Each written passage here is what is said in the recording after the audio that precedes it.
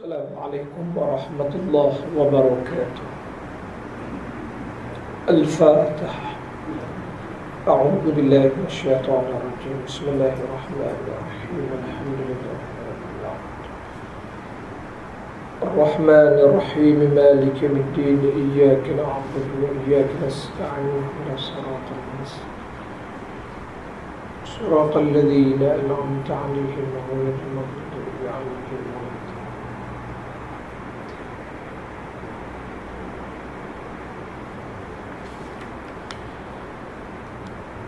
Alhamdulillahi Rabbil Alamin. Wassalatu wassalamu ala sayyidil anbiya'i wal mursalin Sayyidina wa maulana Muhammadin wa ala alihi wa ashabihi ajma'in. Allahumma rabbana syrah lana sudurana. Allahumma ya Allah, lapangkanlah dada kami, wa yassir lana umurana, dan mudahkan segala urusan kami, wahlul 'uqdatam min lisanina yafqahu qawlana. Allahumma rabbi zidna ilma warzuqna fahma. Allahumma rabbi yassir wa la ta'assir wa atmim bil khair. Sidang jamaah hadirin hadirat muslimin muslimat yang dirahmati Allah Ta'ala sekalian, pada bulan yang lalu kita telah membacakan sebuah hadis Nabi SAW pada bab yang ke-21 daripada kitab Bahrul Madhi ini. Hadis Rasul SAW yang diriwayatkan oleh Al-Bara' bin Azib radhiyallahu anhu. Kata beliau, "Lamma qadima Rasulullah sallallahu alaihi wasallam al-Madinah, shalla nahwa Baitul Maqdis." Tatkala sampai baginda Rasul sallallahu alaihi wasallam akan kota Madinah, sembahyang baginda menghadap ke arah Baitul Maqdis 16 atau 17 syahra, lebih kurang 16 bulan atau 17 bulan lamanya. Wa kana Rasulullah sallallahu alaihi wasallam yuhibbu an yuwajjiha ila al-Ka'bah, dan adalah sesungguhnya Rasulullah amat suka kalau sembahyang berkiblatkan Ka'bah. Fa anzalallahu azza wa jalla, qad nara taqalluba wajhika fis sama' فَلَنُوَلِّيَنَّكَ قِبْلَةً تَرْضَاهَا فَوَلِّ وَجْهَكَ شَطْرَ الْمَسْجِدِ الْحَرَامِ. Maka setelah berlalu 17 bulan itu, Rasulullah seringkali mendongak-dongak ke langit kerana mengharapkan berpaling kembali kiblat daripada Baitul Maqdis agar berkiblatkan kembali Kaabah itu. Maka setelah 18 bulan, nak 17 bulan, Allah menurunkan firman-Nya, "Qad nara taqalluba wajhika fis sama'." Seringkali kami melihat engkau wahai Muhammad mendongak-dongakkan wajahmu ke langit, maka palingkan olehmu akan kiblat kamu yang kamu redai, yang kamu suka itu. Maka hadapkanlah wajah kamu menghadap ke arah Masjidil Haram. Fawajjaha, lalu Rasulullah sallallahu alaihi wasallam pun memalingkan wajahnya, kiblatnya nahwal Ka'bah, ke arah Ka'bah. Wa kana yuhibbu dzalik, dan adalah baginda Rasul sallallahu alaihi wasallam amat gemar yang demikian itu. Jadi hadis ini telah kita bacakan dahulu. Antara beberapa nas dan dalil yang kita sebutkan bahawa apakah kiblat pertama kembali baginda Rasul sallallahu alaihi wasallam daripada peristiwa Isra dan Mi'raj, maka yang jelasnya yang telah kita sebutkan dahulu, berkiblatkan Kaabah. Balik Nabi daripada Isra dan Mi'raj, Rasulullah sallallahu alaihi wasallam sembahyang berkiblatkan Kaabah, kerana peristiwa Isra Mi'raj berlaku 5 tahun sebelum Hijrah. Dalam hadis ini kata Al-Bara' bin Azib Adapun baginda Rasul berkiblatkan Baitul Maqdis hanya setelah baginda Rasul berhijrah ke Madinah. Itu pun dalam tempoh 17 bulan lamanya. 17 bulan. Setahun 5 bulan. Sedangkan Isra' Mi'raj 5 tahun belum hijrah. Jadi tak kena tarikh itu dengan tarikh kiblat Rasul ke arah Baitul Maqdis. Itu yang kita sebutkan dahulu, betapa kiblat umat Islam sekembali Rasul daripada Isra' Mi'raj adalah Kaabah Makkah. Cuma ulama' menyebutkan bahawa kiblat umat Islam adalah Baitul Maqdis, kiblat pertama, kerana mengambil kira kiblat nabi-nabi yang terdahulu. Nabi-nabi dari kalangan Bani Israel yang mereka berkiblatkan Baitul Maqdis sebelum itu. Itu yang telah kita sebutkan dahulu. Kemudian daripada hadis ini timbul beberapa perbincangan di kalangan alim ulama. Antaranya, berkiblatkan Baitul Maqdis itu adakah dengan wahyu Al-Quran ataupun hanya ijtihad Nabi SAW? Dan kalau ijtihad Nabi, adakah sunnah itu boleh mendahului Al-Quranul Karim?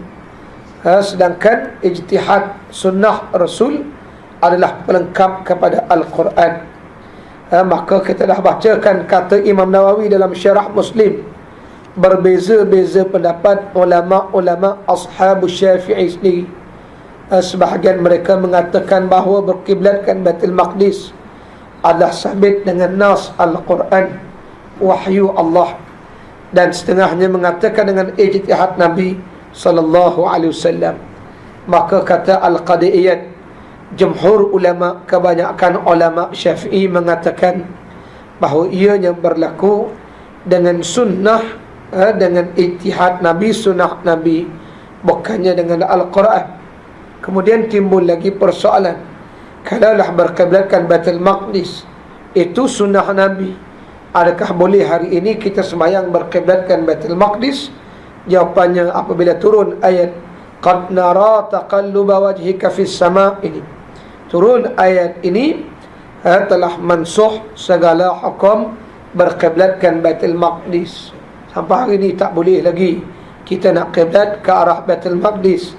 Di situlah orang yang nak menjatuhkan hukum, dia kena belajar satu kaedah namanya nasah dan mansuh.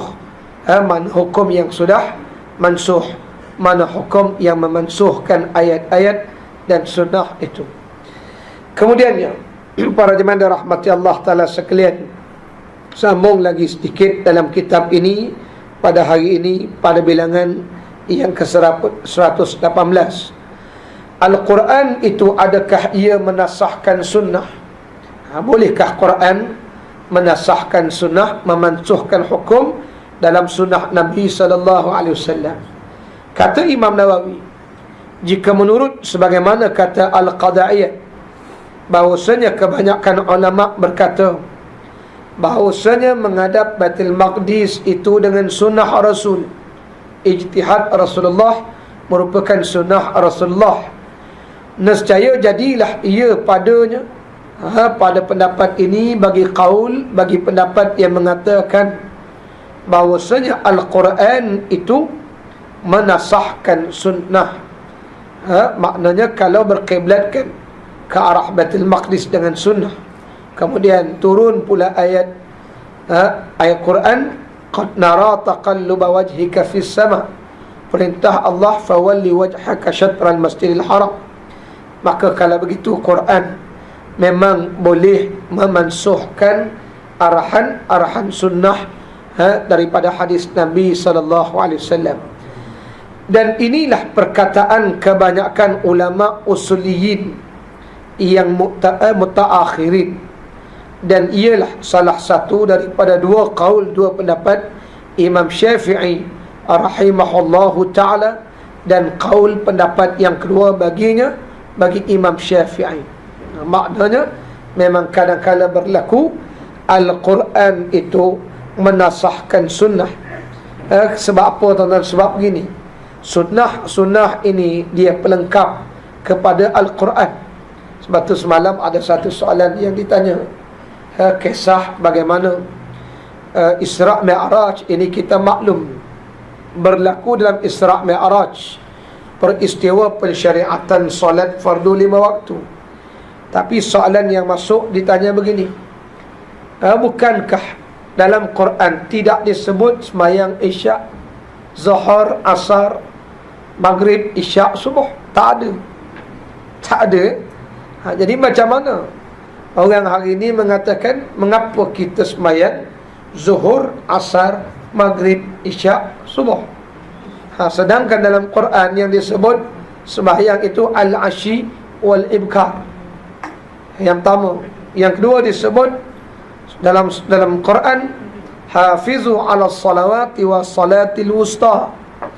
Allah sebut sembahyang al-ashi wal-ibkar, sembahyang petang, sembahyang awal pagi. Sebab itu setengah ajaran sesat dia kata sehari 2 kali sembahyang. Jangan pelik. Ini golongan dipanggil anti hadis. Mereka menamakan golongan mereka Jamaah Al-Quran Malaysia, JAM. Kami namakan Jamaah anti Muhammad, JAM juga. Dia kata Jamaah Al-Quran. Kita ikut Quran sudah. Mak pun nak ikut hadis Nabi. Jadi makna kata kalau ada ajaran begini, tuan-tuan kena kenal. Itu namanya ajaran sesat, anti hadis. Mereka namakan Jamaah Al-Quran kerana kononnya mereka lah orang yang mengikut Quran sepenuhnya. Konon. Ya. Jadi dia kata ikut Quran al-ashi wal-ibkar 2. Setengahnya kata 3 itu masuk satu lagi hafizu ala salawati was salatil wusta, sembahyang wusta, sembahyang asar. 3 dia kata. Jadi Quran sebut 3. Jadi golongan ini dipanggil anti Quran, anti Muhammad. Kerana apa? Anti hadis. Sebenarnya golongan ni dia kata ikut Quran, sebenarnya dia pun tak ikut Quran. Kalau dia ikut Quran, Allah Ta'ala berfirman dalam Quran, wa ma atakumur rasulu fakhuzuh. Apa yang Nabi bawa datang kamu kena ambil. Jadi ikut Quran, apa yang Nabi bawa datang kita kena ambil. Jadi Nabi bawa datang wahyu Allah, arahan Allah, sehari sembahyang 5 kali. Jadi dia tak ikut Rasulullah, samalah dia tak ikut Quran. Jadi sebenarnya mereka ni bukan jamaah Quran, jamaah anti Quran. Ya. Inilah yang disebut dalam Quran, afatu'minuna bi ba'dil kitab wa takfuruna bi ba'd. Adakah kamu nak ambil sebahagian hukum kitab Quran, kamu nak buang sebahagian Quran tu? Jadi dia ambil yang sedap hati dia je. Jadi jawapan dia hadis Nabi pelengkap pada Quran. Jadi ditanya, kalau begitu kita ikut Quran ke ikut hadis? Jawapannya ikut Quran lah. Sebab Quran suruh kita ikut Nabi Muhammad sallallahu alaihi wasallam. Yang pertama. Yang keduanya, kalau Quran cerita sembahyang 5 waktu, Quran itu dasar. Dasarnya, benda dasar ini dia ada dasar. Dasar itu dalam Quran, dasarnya aqimus salah, dirikan olehmu sembahyang. Itu dasar Quran. Dalam Quran Allah berfirman lagi, inna salata kanat 'alal mu'minin kitaban mawqutan. Sesungguhnya sembahyang itu telah difardukan kepada orang beriman kitaban mawqutan, kefarduan yang berwaktu, ada waktu-waktunya. Itu dasar dia. Nak tengok waktu, kena tengok hadis. Itu namanya hadis adalah pelengkap, hadis penerang. Kalau Quran sebut semua sekali, tak payah ada Rasul. Itu maknanya orang tanya kenapa perlu ada Rasul. Kalau Quran dah ada semua cerita-cerita, dalam Quran dah ada semua perkara, sampai nak sebut dah masak Maggi berapa kampit, tak payah ada Rasul. Jadi Quran itu adalah sebagai dasar, asas. Macam mana nak dirikan sembahyang, tengok Rasul. Macam mana nak tahu waktu sembahyang, ikut Rasul. Itu namanya Rasulullah adalah penerang, pelengkap. Di situlah dipanggil mustahabnya kita faham mengapa Quran itu diturunkan secara asas dan dasar? Kerana Allah Ta'ala nak jadikan Rasul itu penerang kepada dasar itu. Kalau Quran dah cerita semua sekali dengan rukuk, dengan sujud, macam kitab-kitab fiqh hari ni yang berjilid-jilid, tak baca pula Quran nanti. Dah sampai 20 jilid, lepas tu 30 juzuk pun tak habis baca. Kalau Quran 30 jilid, lagi kita kata menyusahkan betul Quran ni. Jadi itulah namanya Al-Quran itu dasar. Adapun hadis Rasul sebagai pelengkap. Jadi kalau Quran dah cerita, maka tak relevan lagi kedatangan Rasulullah sallallahu alaihi wasallam. Jadi itulah relevannya kenapa Quran cerita asas Rasulullah sallallahu alaihi wasallam menjadi penerang kepada asas itu. Di situlah kita kena ingat mustahaknya kehadiran Rasul. Jadi anti hadis ni tak tahu dah siapa dia pakai, tak tahulah macam mana dia putus hukum. Kerana kalau dia tak ikut Rasul, macam mana dia nak putuskan hukum? Waktu semayang bila, semayang macam mana? Batu dalam ajaran sesat tu dia kata Allah sebut ada warka'u ma'ar raka'in, yang ada rukuk je, yang ada sujud je, yang lain tak ada, i'tidal tak ada. Batu tuan ikut ajaran sesat ni memang sesat lah, tu panggil ajaran sesat. Jadi yang putus hukum ni siapa? Nuh, guru dia tu lagi hebat tak? Guru dia ni dia kata kita tak payah ikut Nabi Muhammad, dia bukan maksum, dia manusia, tapi dia sebagai guru boleh putus hukum pula. Maknanya dia nak ganti Nabi Muhammad pula dah. Itu ajaran sesat. Jadi tuan-tuan jangan terdaya dengan ajaran sesat ni. Dia tolak Nabi, dia hendak orang lantik dia sebagai orang yang boleh buat hukum. Rasulullah tak layak buat hukum bagi dia, tapi dia boleh buat hukum. Betul ajaran sesat ni jangan main tak. Maka itulah kadang-kadang ajaran sesat ni dia rasa guru dia hebat daripada Rasulullah lagi. Itu sebab tuan-tuan jangan pelik ada ayah pin, ada ayah pan, ada belaka-belaka hari ni kerana dia rasa dia layak untuk memutuskan hukum. Jadi jawapannya dia lagi mengarut lagi. Dia lagi sesat banget. Hati-hati ajaran sesat ni. Merebak Malaysia ni ajaran sesat ni. Makin kita ajar, makin banyak pula ajaran sesat. Pasal apa tuan-tuan? Sebab hari ni ada orang sibuk dengan politik ya. Yang nak ditangkap orang mengajar. Ya, ajaran sesat tu tak boleh tangkap. Batu bila kena tangkap tak tahu nak cas enakmen apa, tak tahu. Sebab di Malaysia ni tidak ada enakmen murtad, yang ada enakmen ajaran sesat ya. Jadi pendik dah. Itu namanya hadirin hadirat dunia akhir zaman. Jadi kita ni nak berjalan ni, itulah kita kena faham sebuah sedikit perkara-perkara begini. Sebab besok sampai satu ketika tuan-tuan, ustaz-ustaz mati belaka, penceramah-penceramah dah tak boleh bercakap belaka. Jadilah macam kami di Syria dulu. Bila kita nak belajar pun dah susah. Betulah akhirnya apa jadi? Bala Allah Ta'ala timpa mereka di Syria tu. Ulama ramai tentang Syria ni. Kami cerita Syria ni kadang-kadang sedih. Sebab antara bumi Arab yang paling orang cinta ialah bumi Syria. Bukan pasal perempuan dia cantik, itu antaranya lah. Tapi itu bukan dipanggil, bukan the matter lah, bukan benda penting bagi kita. Ialah cantik tak cantik ni tuan-tuan, ada satu hamba Allah Ta'ala ni kata macam mana, kamu nak tahu cantik tak adik perempuan Syria ni? Kalau perempuan tu terlepas, tak payah paling belakang, depan tu ramai lagi cantik. Macam tu lah. Kita kalau cantik kat paling tengok tak payah baling, tak baling. Yang depan tu lebih daripada belakang. Sekian dimaklumkan. Kat mana cerita ni? Cerita ulama-ulama Syria ni tuan-tuan, memang ramai alim ulama, tapi tak boleh belajar, tak boleh mengajar. Allah, kami belajar dalam bilik imam. Mari SB duduk sekali, dia kata dia nak dengar mengajar. Alim tak alim ni, syekh ni, imam masjid, tak boleh mengajar. Allah, kita ni tak alim, kita tengok dengeri dia tengok hadis tu, baca hadis, dia kata aku rasa hadis ni tak apa nak kena sebenarnya, mungkin silap kata. Cuba engkau pergi dekat kitab hadis itu, engkau buka jilid itu, muka surat sekian.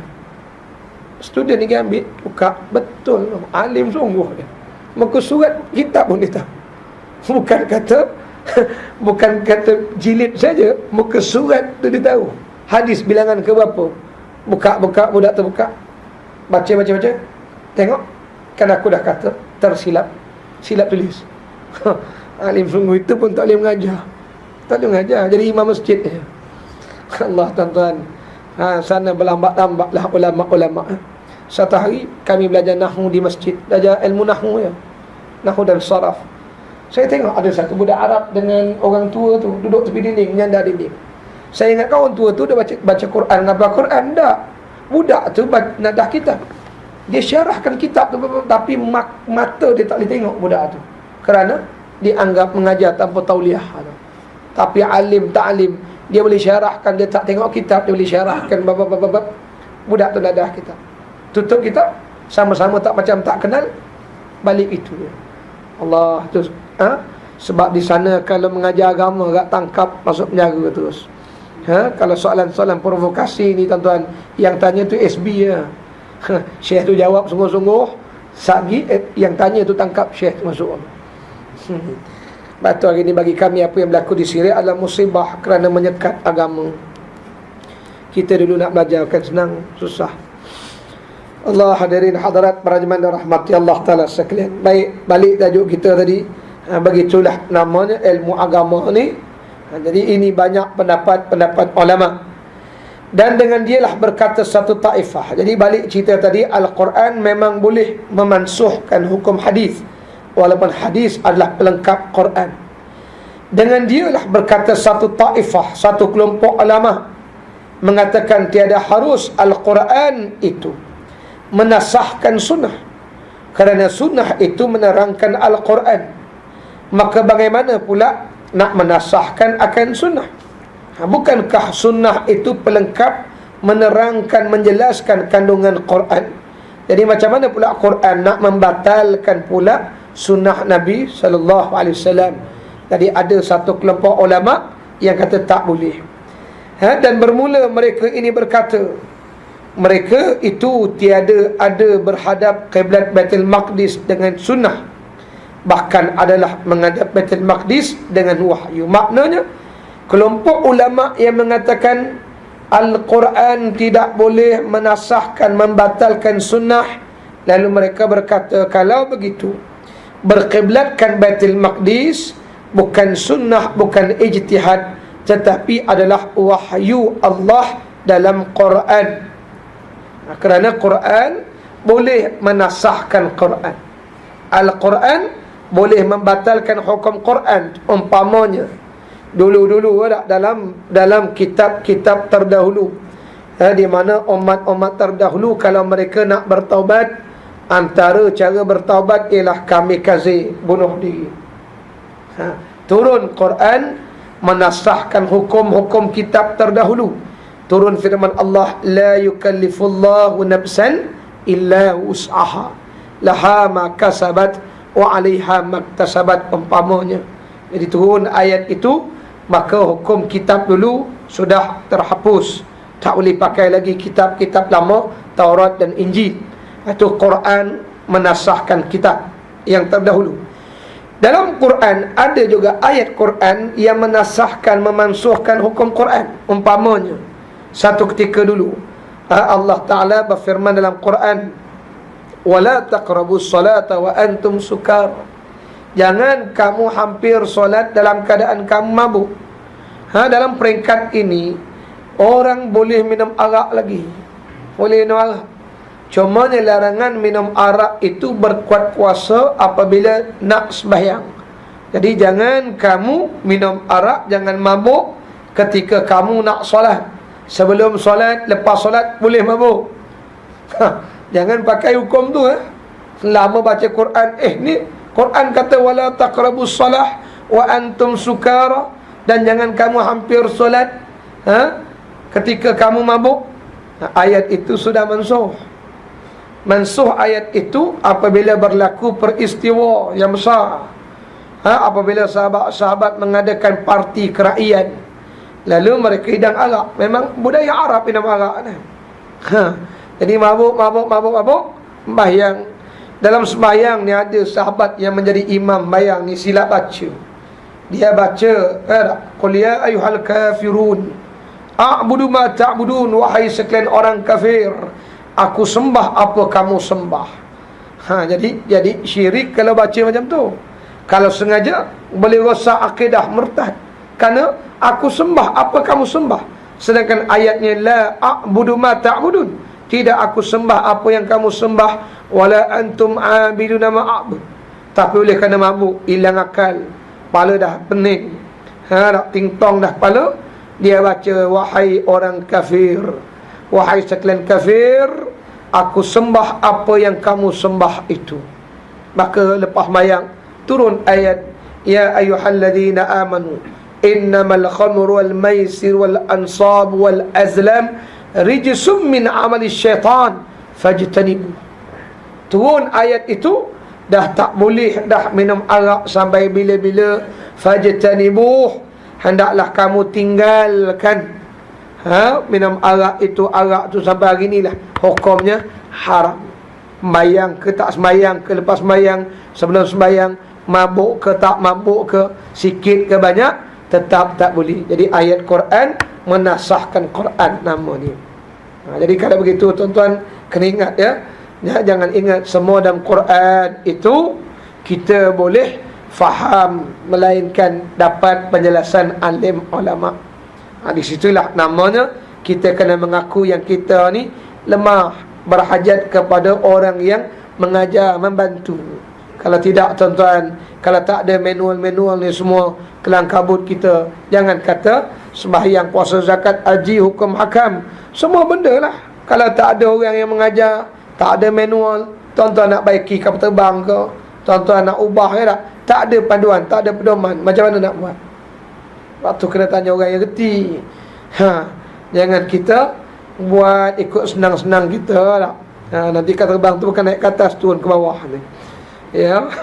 Jadi makna kata kita sentiasa berhajat kepada orang yang cerdik, yang pandai untuk membantu kita. Itulah namanya orang alim, ulama. Kalau dalam bab ini ada orang yang alim pandai, yang ni pun ada orang yang alim yang pandai, yang kita kena ikut. Maka itulah kadang-kadang dia tak perlu ajar macam mana cara dia. Kamu ikut je keputusan aku, cukup. Aku tahulah nak buat apa. Kamu buat dia macam ni, jangan tanya macam-macam. Kita pun buat lah, pasal kita tahu dia pandai dah, kita tak buat macam mana. Lepas tu hari ni mana ada orang tanya nak bawa ke terbang, macam mana, dia tak soal lah. Dia kata angkat, tarik lah. Banyak tanya yang payah pula. Engkau buat lah ke terbang sendiri lain kali. Macam tu juga kita, kalau banyak tanya, buat hukum sendiri. Maka kalau betul ke terbang tu naik, tak betul ke terbang tu balik. Tu je. Macam tu lah lebih kurang kita lah. Nak buat hukum sendiri yang buat. Takut-takut tak betul dengan syariat Allah Ta'ala itu. Baik. Jadi di situlah berbeza pendapat. Maka sebagainya kata tak boleh Quran membatalkan sunnah. Lalu kata mereka, kalau begitu peristiwa menghadap Baitul Maqdis itu bukan dengan sunnah, bukan ijtihad, tetapi dengan wahyu, dengan Quran. Kalau Quran boleh batalkan arahan Quran. Dan antara firman-Nya, wa ma ja'alna al-qiblata allati kunta 'alaiha, antara ayat yang menyebutkan bahawa berkiblat Baitul Maqdis itu adalah wahyu Allah. Firman Allah, wa ma ja'alna al-qiblah allati kunta 'alaiha, dan tiada kami jadikan akan qiblat yang ada ia atasnya. Maknanya tidaklah Rasulullah menghadap qiblat itu, melainkan allati kunta 'alaiha, memang Allah Ta'ala yang tetapkan. Kami jadikan qiblat itu sebagaimana yang kamu hadapkan itu. Jadi berkiblat Baitul Maqdis juga kata ulama adalah dengan wahyu Allah Ta'ala. 119 Al-Quran itu bolehkah dinasahkan oleh sunnah pula? Kata Imam Nawawi dalam Syarah Muslim, telah berbeza bersalah-salahan ulama pada Al-Quran itu, adakah menasahkan sunnah? Berbeza pula ulama, adakah boleh Al-Quran itu dinasahkan sunnah? Quran sunnah pula nak batalkan hukum Quran, boleh tak? Maka mengharuskan akan dia oleh kebanyakan ulama dan menegah ia oleh Imam Asy-Syafi'i rahimahullah ta'ala dan satu taifah. Ini kita sebut dulu macam mana kadang-kala Quran dan sunnah ada pertembungan. Contohnya kita dah sebut macam mana Quran Allah berfirman, wa idza quri'al Quran fastami'u lahu wa ansitu la'allakum turhamun. Allah berfirman dalam Quran, kalau dibaca Quran, dengar, diam, supaya kamu dapat rahmat. Tiba-tiba kita mayang berjemaah maghrib, isyak, subuh, mayang jemaat, imam baca surah depan, kita baca Fatihah belakang. Boleh ke tak boleh? Sedangkan arahan Quran, Allah sebut apa dia? Wa idza quri'al Quran, bila dibaca Quran, dengar dan diam. Tapi kita baca. Kita baca itu kerana ada suatu hadis yang sahih. Sabda Nabi SAW, la salata liman lam yaqra' bi Fatihatil kitab. Tak sah mayang kalau tak baca Fatihah. Bertembung Quran kata dengar diam. Hadis, dalam hadis Nabi kata tak sah mayang tak baca Fatihah. Mana satu ustaz nak ikut ustaz? Ikut dua-dua. Nak ikut dua-dua macam mana? Jadi kita sebut tak sah Fatihah, tak sah solat tak baca Fatihah. Baca Fatihah dulu, habis Fatihah dengar dan diam bila baca Quran. Dapat dua-dua kali. Kalau begitu tidakkah Quran lebih tinggi dari sunnah? Ini kita dah sebutkan dahulu. Memanglah Quran dengan sunnah, Quran yang tinggi. Tetapi dalam mazhab Syafi'i dilihat, kalau hadis itu lebih spesifik, lebih khusus, dan Quran itu bentuknya general, umum, maka didahulukan yang lebih khusus. Jadi khusus dalam Quran tak sah, dan khusus, lebih khusus dalam hadis, tak sah solat tak baca Fatihah. Itu lebih spesifik. Tak sah tak baca Fatihah, spesifik. Ayat tadi general. Bila baca Quran, dengar dan diam. Maknanya bukan tak sah mayang kalau baca Quran. Cuma la'allakum turhamun, supaya dapat rahmat. Bukan kata haram, bukan kata dosa, tapi nak dapat rahmat bila baca Quran, dengar, diam. Bukan kata bila baca Quran, dengar, diam nanti batal mayang. Tak. Bukan kata tak sah mayang. Tak juga. Cuma la'alla litaraji, moga-moga dapat rahmat. Jadi kalau begitu ayat tu umum. Jadi ini lebih khusus, maka didahulukan yang khusus daripada yang umum. Okey? Jadi itu jawapannya. Jadi tak adalah kelahi-kelahi dah. Itu kaedah kita. Mereka tak setuju, ialah mereka sebab itu dipanggil mazhab. Mazhab ini dipanggil pengikut. Orang yang mengikut jalan itu, kita ikut jalan ini. Itu pasal tak sama. Dia jumpa, dia tak jumpa kapal terbang sebab dia ikut jalan lain. Kita ikut jalan sini, jumpa lah. Rupanya dia pergi Kampung Subang, ikut highway belakang sana. Memang tak jumpa kapal terbang. Faham? Dia ikut jalan lain. Dia ikut jalan apa nama Razak? Jalan Sungai Buloh belakang tu. Memang tak jumpa. Kawan bagi plan kahwin dengan Abang Razak, plan depan. Apa sebab kau tak jumpa kapal terbang? Aku jumpa kapal terbang tu, lalu. Ikut jalan mana? Kita ikut jalan Subang Airport, patutlah pun. Dia ikut jalan Sungai Buloh, patut tak jumpa. Jadi sampai tak rumah tu? Sampai. Sekian sajalah. Jalan lain-lain. Jalan sini tak ada traffic light sangat, kecuali 2-3 traffic light sana. Tak jumpa, jumpa betul. Aku tak jumpa betul, kau jumpa betul.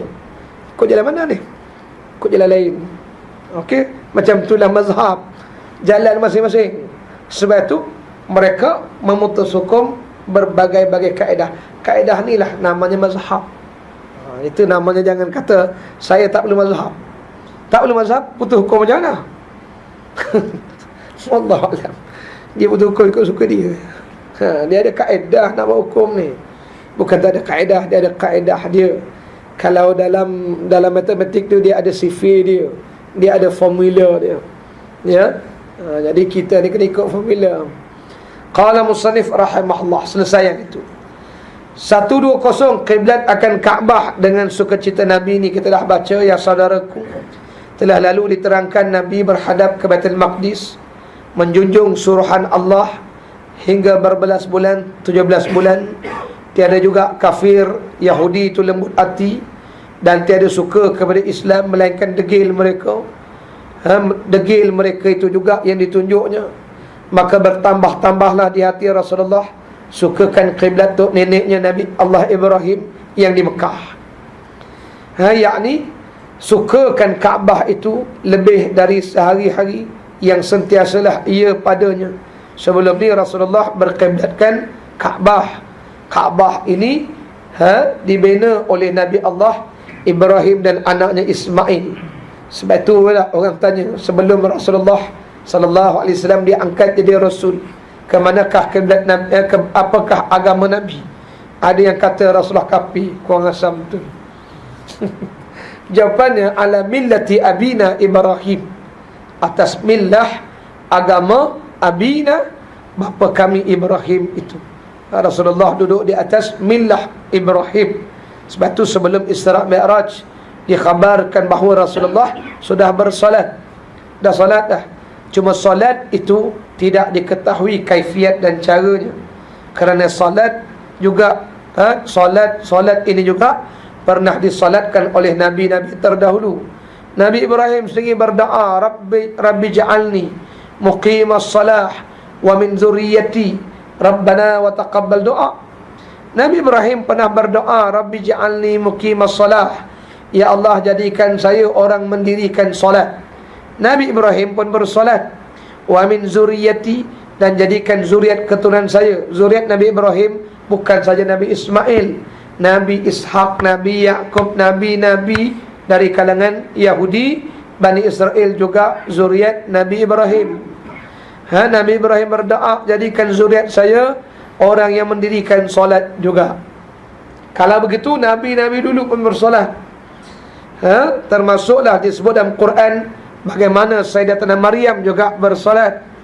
Jadi makna kata Nabi-Nabi dulu bersolat. Cuma kaifiat, caranya, di situlah kita kena bangga bahawa solat umat Nabi Muhammad ini himpunan solat Nabi terdahulu, semua duduk dalam bayang kita. Dan waktu solat Nabi-Nabi terdahulu semua duduk dalam solat kita. Batu bangga jadi umat Rasulullah ni. Berapa ramai orang nak jadi umat Rasulullah tak dapat.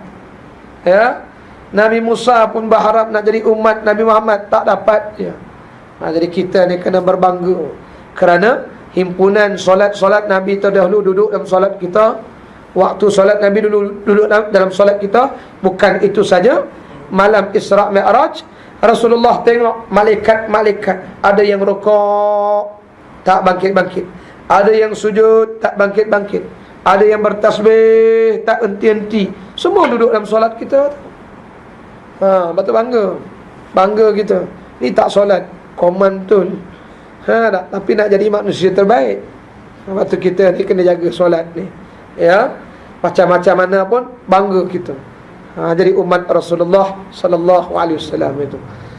Allah hadirin hadirat. Jadi Rasulullah begitulah berharap kiblatkan Kaabah yang pernah dibina oleh Nabi Ibrahim, yang waktu itu penuh dengan berhala-berhala, sehingga dibincangkan bila Allah Ta'ala sebut fawalli wajhaka syatral masjidil haram, wahai Muhammad, palingkan wajahmu ke arah Masjid Haram. Masjid Haram dah ada ke belum?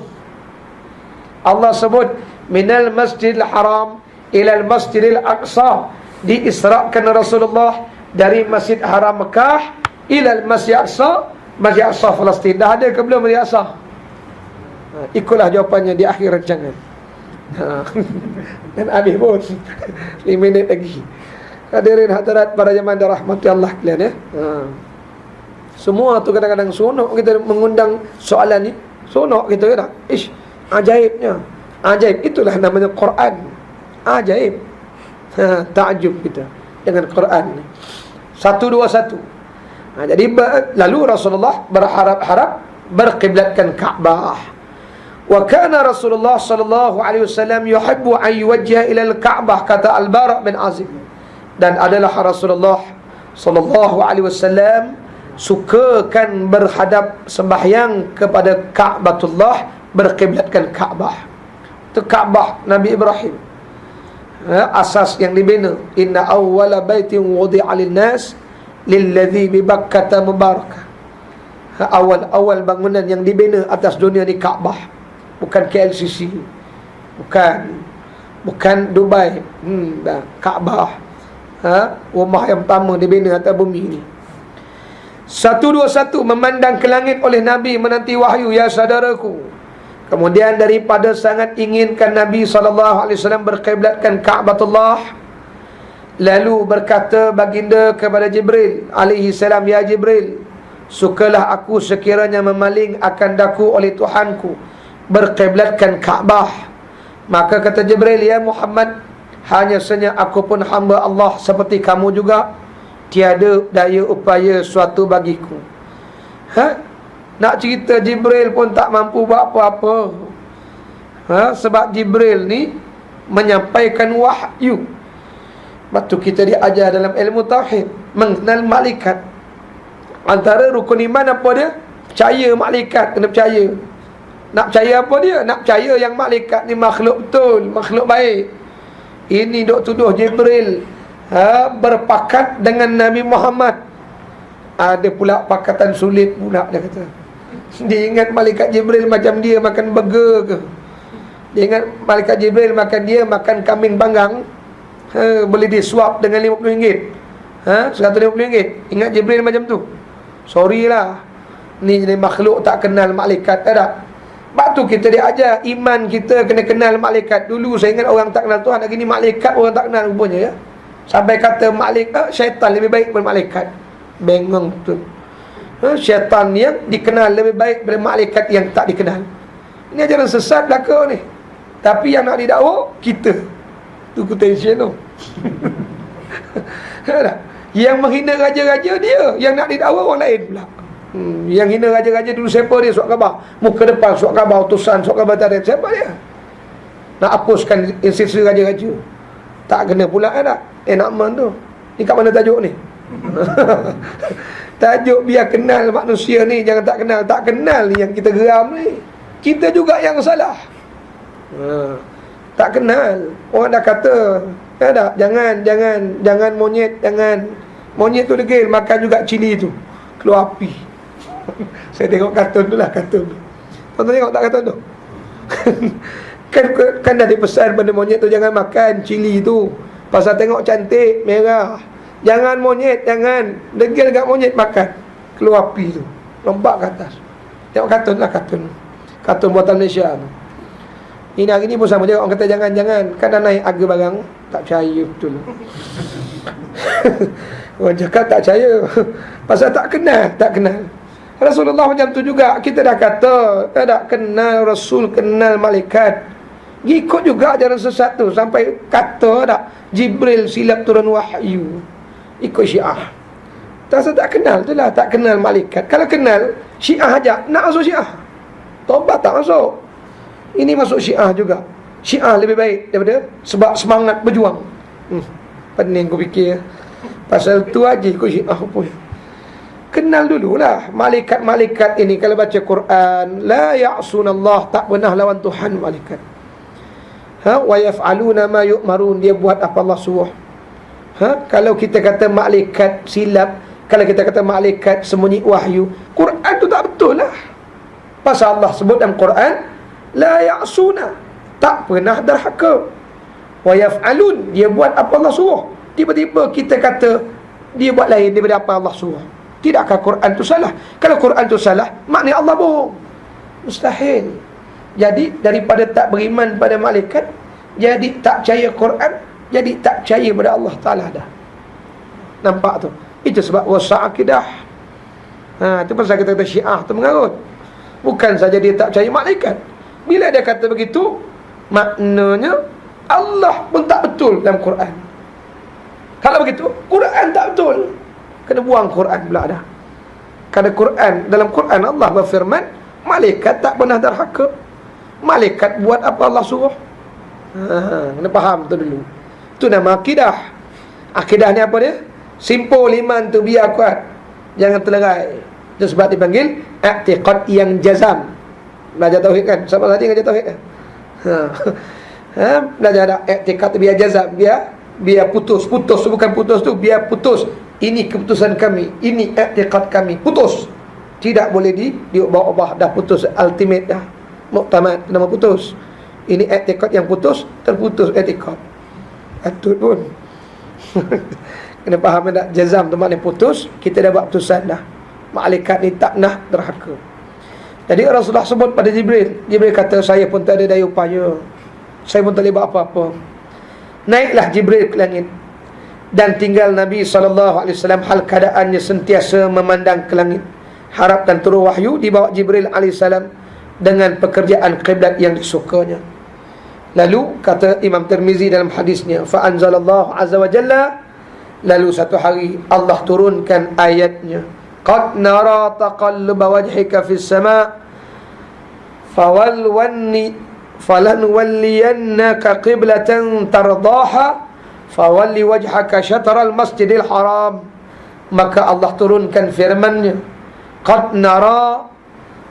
Itu terjemahannya terjemah bahasa lama lah. Saya terjemah bahasa Melayu lah. Seringkali kami lihat engkau wahai Muhammad, taqalluba wajhik, mendongak-dongakkan wajahmu fis sama' ke langit, falanwalliyannaka qiblatan tardaha, maka hadapkanlah wajahmu ke arah kiblat yang engkau redha, yang kau suka. Fawalli wajhaka syatral masjidil haram, maka palingkan wajahmu menghadap Masjidil Haram. Soalnya, Masjid Haram dah ada ke belum? Belum ada Masjid Haram, yang ada Kaabah je. Kerana kita maklum ketika di Mekah 13 tahun berdakwah di Mekah. Mekah di bawah kuasa tadbir Abu Lahab, Abu Jahal. Jadi mereka yang kontrol Mekah. Bila masa pula kawan ni nak buat masjid, Kaabah tu sendiri penuh berhala masa tu. Penuh berhala di Kaabah tu. Jadi tak ada lagi Masjid Haram, belum ada. Lepas tu ketika Islam Mi'raj, Masjid Haram belum ada lagi. Tetapi itulah mukjizat Quran, menunjukkan isyarat satu masa nanti Kaabah akan bebas, Mekah akan bebas, merdeka, dan akan didirikan Masjid Haram di sana. Itu mukjizat. Ini namanya Quran ni mukjizat. Pertama, Masjid Aqsa pun tak ada. Satu tuan-tuan tengok, saya suka tengok gambar tu. Nak cari tak ada pula, tak jual pula. Masa ada tak beli gambar tu. So tengok tak? Tuan-tuan tengok gambar tu, yang kuning tu bukan Masjid Aqsa kan? Masjid Aqsa tu hitam, yang kuning tu dipanggil Masjid Omar. Ceritanya tuan-tuan, Masjid Aqsa ni ceritanya panjang. Boleh kena panjang, cerita lain kali lah, pasal dah habis. Ringkas cerita Masjid Aqsa belum ada lagi, Syekh. Yang dibina itu asas Masjid Aqsa. Macam Masjid Haram, asas Masjid Haram Kaabah. Yang ada asas Masjid Aqsa. Yang dibuat oleh Nabi Sulaiman tu haikal. Haikal tu, yang ini puak-puak Yahudi kata haikal. Haikal tu rangka. Rangka yang pernah dibina oleh Nabi Sulaiman. Baik. Jadi cerita Masjid Aqsa ni zaman Sayyidina Umar Al-Khattab, zaman Rasulullah. Zaman Sayyidina Umar memerintah, membebaskan Palestin. Sayyidina Umar pergi cari di mana tapak asal Masjid Aqsa tu. Tak ada masa tu tapak asas tu. Tuan-tuan, adalah orang Yahudi di Yahudi adalah dipanggil orang yang masuk Islam di Aqsa ni, yang beriman ni, di Palestin. Dialah tunjukkan di mana. Tuan-tuan tahu apa jadi? Masa tu dah jadi tempat dumping area, tempat buang sampah dah masa tu. Puak-puak Yahudi ni jahat, puak-puak Nasara pun jahat. Mereka marah kat Yahudi ni, tuan-tuan. Mereka jadikan tempat Aqsa tu tempat buang sampah masa tu, dumping area. Dahsyat tak dahsyatnya, tuan-tuan. Sayyidina Umar Al-Khattab bongkarkan balik, bina balik Masjid Aqsa situ. Sebab tu masjid yang Masjid Omar tu, ada Masjid Omar tu. Kita Masjid Omar tu ialah masjid yang ketika Sayyidina Umar bebaskan Palestin, Sayyidina Umar masuk ke gereja, dipelawa semayang dalam gereja tu. Sayyidina Umar tak mahu kan. Kata Sayyidina Umar, aku tak mahu nanti orang meruntuhkan gereja semata-mata kerana Umar pernah semayang di sini. Lalu Sayyidina Umar pun semayang di luar gereja. Di situlah dibina Masjid Umar tu, sempena tempat sembahyang Sayyidina Umar Al-Khattab. Atau di list Masjid Umar. Ya hadirin hadirat, masjid yang hitam tu Masjid Aqsa tu. Jadi ceritanya Masjid Aqsa tak ada. Cuma nak sebutkan akan tertegaknya Masjid Aqsa satu masa nanti, maka dibina oleh Sayyidina Umar Al-Khattab Masjid Al-Aqsa itu. Yang hari ni Yahudi nak ambil balik, dia kata Haikal Sulaiman. Haikal Sulaiman itu semuanya penipuan yang dia buat untuk menguasai negara Palestin. Para jemaah yang dirahmati Allah sekalian, insya-Allah kita sambung lagi menghadap akan Nabi, mana dia? 122. Sambung pada siri yang akan datang. Wallahu a'lam bisawab. Menghadap Nabi akan kiblat, kemudian ada wahyu. Cumanya hadirin hadirat, hari ini kita menghadaplah Masjid Haram tu. Batu Masjid Haram tu makin dia besar, tetap dipanggil Masjid Haram. Begitu kata ulama-ulama, Masjid Aqsa pun hukum dia sama dengan Masjid Haram. Buatlah makin besar, tetap dipanggil Masjid Aqsa juga. Kan itulah hari ini Masjid Aqsa tu yang asasnya tu, bukan yang kuning tu. Tengok balik betul lepas ni, tengok balik gambar masjid tu. Dan kalau tak ada tu bagi saya je gambar tu. Cari tak jumpa pula sekarang ni. Jadi kalau saya jumpa, belikanlah satu. Beli dan bagilah, jangan jual. Wallahu a'lam bisawab. Sekarang itulah kita tanggung dulu tasbih kafarah suratul asr. Subhanakallahumma bihamdika asyhadu an la ilaha illa anta astaghfiruka wa atubu ilaik. Bismillah.